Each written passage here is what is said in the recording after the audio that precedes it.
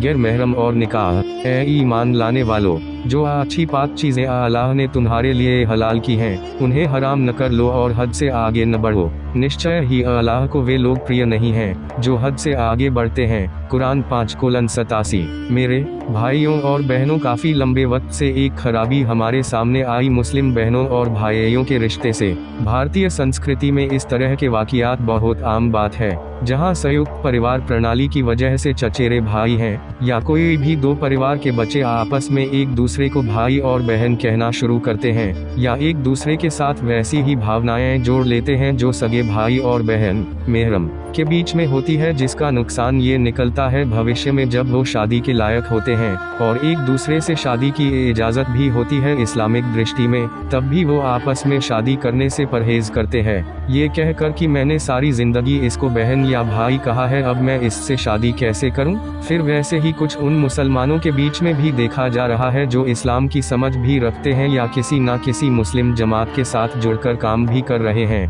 वहाँ भी मुस्लिम लड़का और लड़की आपस में एक दूसरे को भाई भाई या बहन बहन से मुखातिब करते हैं और जो चाहते हैं, क्योंकि सभी मुस्लिम आपस में एक दूसरे के बहन और भाई ही हैं, लेकिन साथ में वो एक हैं दूसरे के गैर महरम भी है। लेकिन भारतीय संस्कृति का हमारे ऊपर असर आज भी कहीं न कहीं मौजूद है। वो मुसलमान जो किसी जमात से जुड़कर दीन सीख भी रहे हैं या दावत का काम भी कर रहे हैं, वो भी ऐसी भारतीय मानसिकता का शिकार है कि अगर हमने आपस में एक दूसरे को भाई या बहन कह लिया तो अब हम भी आपस में एक दूसरे से निकाह नहीं कर सकते। जब आप किसी से भाई या बहन कह के रिश्ता बनाते हैं तो इसका मतलब ये नहीं है कि आप भविष्य में उनके साथ शादी नहीं कर सकते। इस्लाम में अगर दोनों तरफ की रज़ा और शरिया के मुताबिक है तो गैर महरम मर्द और औरत का निकाह जायज़ है। सूरत नंबर 4 आयत नंबर 1। लोगों, अपने रब से डरो जिसने तुम्हें एक जान से पैदा किया और उसी जान से उनकी जोड़ी बनाई, और इन दोनों से बहुत सारी मर्द और औरतें दुनिया में बिखर दी।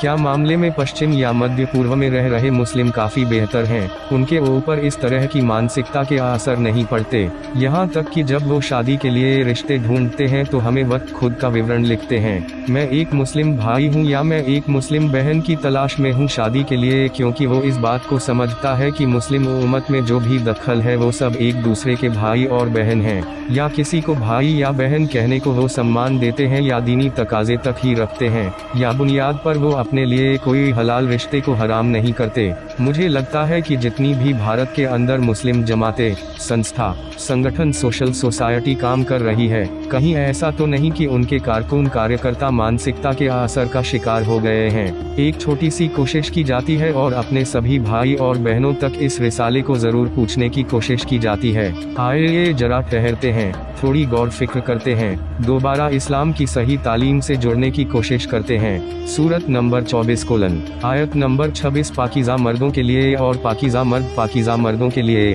उनकी लानत पाक है उन बातों से जो बनाते हैं, उनकी लानत है और अच्छी रोजी। कुरान 24:26।